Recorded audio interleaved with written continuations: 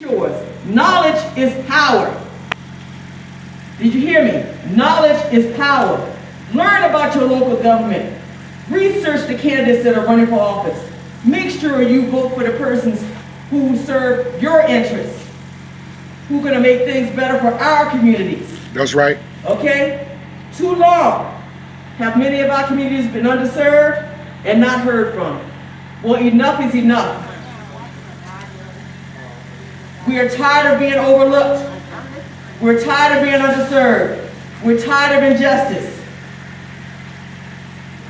How tired are you? Are you tired enough to participate, to get involved? That's right. Volunteer. Don't always have your hand out for a piece of change just to do something.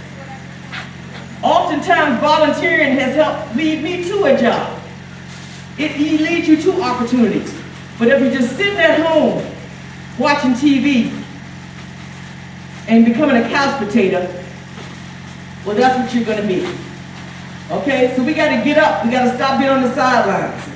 When you see someone young doing something that they shouldn't be doing, say something to them. Well, be nice. Don't be rude. Don't condemn them. Just let them know that you love them and you want better for them. We got to learn to talk to each other like human beings. That's right. Amen? Amen. So let's do this. Let's smile. Let's love. Let's pray. And make our community a better community. Thank you. Thank you. Pastor James. All right. Thank you, babe. You're welcome. Good evening, everybody. Good evening, Pastor. My name is James Wilkins. I am the pastor of Nehemiah House of Prayer and the president of the Nehemiah Project here in Richmond, Virginia.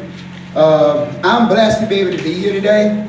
To always have an opportunity to share some positivity back into the community.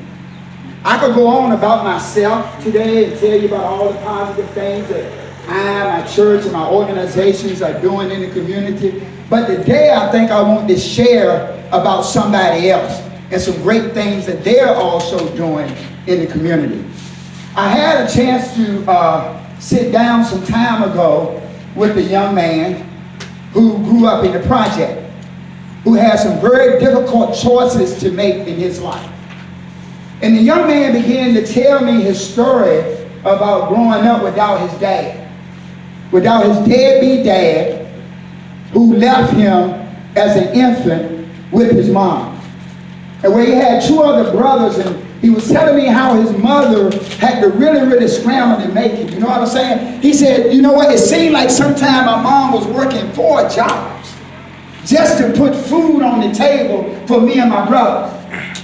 Now, we growing up in the project, you know there's a lot of other negative influences in which he had the opportunity to look at. He said, first of all, my dad was in and out. He said, my dad was even there in the labor room when my mother brought me into the world. He said, well, my dad was the first one to hold me. After I came out of my mother's womb, they cleaned me out and they gave me to my dad, and my dad walked over and gave me to my mother. And he wondered for a moment, you know, later on in life, how did he walk away from this? He was there when I came into the world. So now he already dealing with this. And then growing up, this guy, he in and out, right, his dad. He telling me about his dad, in and out, right? And he watching his brothers. And he watching his dad in and out. But you know what he said? He never allowed ill will to labor in his heart about his dad. He just kept that hope. Not that the hope would come that his dad would come back to him and his mom, but his dad would get his life together one day. That was his hope more than anything else. But he said, but moving on, he learned he had to fend for himself. So in watching his older brothers make choices, he said some hustle, some didn't. He even dibbled and dabbled himself to experience the hustle game for himself. He said then later on, he wanted to see his dad so bad, but later on, his dad got still enough in his life that he could finally go and sit down and talk to his dad. His dad went to prison. And that was a way I could visit with my father, who wouldn't come and visit with me during Christmas and, you know, holidays and all those special times of my life. So he got his mom to take him to see his dad. And over time, him and his dad built a relationship where he could share with his father the things that his father missed, like graduation, parents teaching me. You know what I'm saying? The new sneakers, and telling the dad about when the Bart Simpson shirts came out. A lot of y'all may not know about that his mother couldn't afford to buy him one, so he drew one on a white t-shirt and wore it to school, because that's how poor they were in the project. Those type of things, right? But then he told me that one day he had a decision to make, his future. Living in the project, what am I going to do? I tried the hustling, that won't working for me.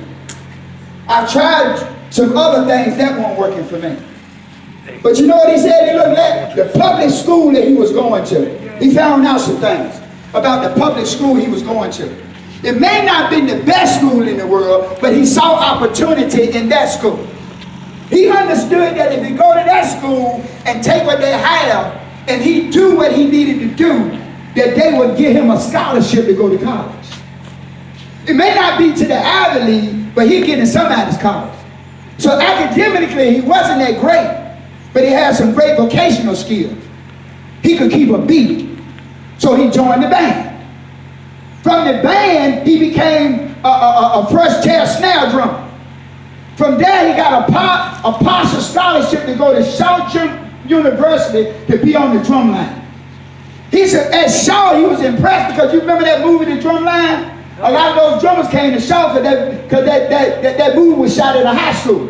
And a lot of them came and joined the drum line at Shaw University, so he got to play with those guys and be inspired by those guys. And later on, as he went on, he graduated from college. 6 years, 2 jobs. He said, I didn't have a daddy there to help me through college. I didn't get a full scholarship, so I worked 2 jobs. 6 years, I got a degree. And he said part of that degree was I learned behavior counseling. To come back into my community and teach and help others who coming up through the same type of trauma that I had to come up through. So he's the family, his dad gets out of prison one day. And he see his dad to really change his life. His dad is really doing positive things. So he's going to be there to be a mentor for his father. He's there helping to mentor his father for all the things that his father never grew up to do. All the things that his father never got to share with his own child. He was there to be a mentor for his father. That his father could vicariously live his past through his son's future. When his son, his kids, he's allowed to be with his grandkids. Let me make a long story short. That boy I'm talking about, that's my son. I was a deadbeat dad. I was a drug dealer that went to prison for over 12 years. Come on. I was the man who walked out on his mother. I was the man that didn't pay child support. I was the man that just wasn't there for him when he had to scramble and didn't know what he would wear and what he would do. I was that guy. But yet, through all of that, he chose not to hate, he chose to love. Come on. He chose not to take his anger out on his peers. He chose not to do that. He said, man, it was easier to love you than to hate you. I needed that space in my head so I could figure out what I needed to do in life myself. I couldn't let you hold me up. I couldn't let you hang me up. It was better for me to learn who you is and what you was. And he did, and he forgave me. Say that again. He forgave me. It was better to... Yeah, he was better. It was better to learn who... Yeah. Oh, my goodness. He growed up. Yeah. He graduated from Shaw University, man. And then my son is behavior counselor. He go to the project. He go and talk to young men and young women. He ain't trying to put them on medication. He just trying to give them counseling. Come on. He trying to talk them through.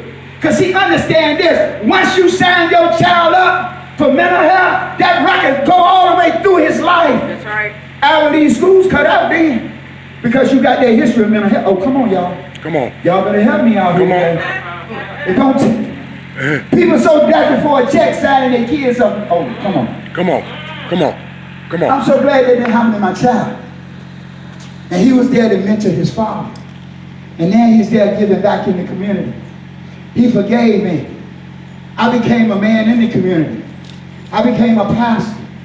I became the founder and the president of the Nehemiah Project. I learned how to sow back. I had an opportunity to give back. My child is my mentor. He's my man, y'all. I'm proud to be able to call him up and ask him questions and things that I ain't figured out. I ain't too big for that. He's the educated one. I didn't go to school to get an education. I dropped out of high school. I got a GED in prison though. But I'm so glad my son kept the love for me, that he could help his dad when he got out. He looked past all of what he didn't do. He had to look to his future.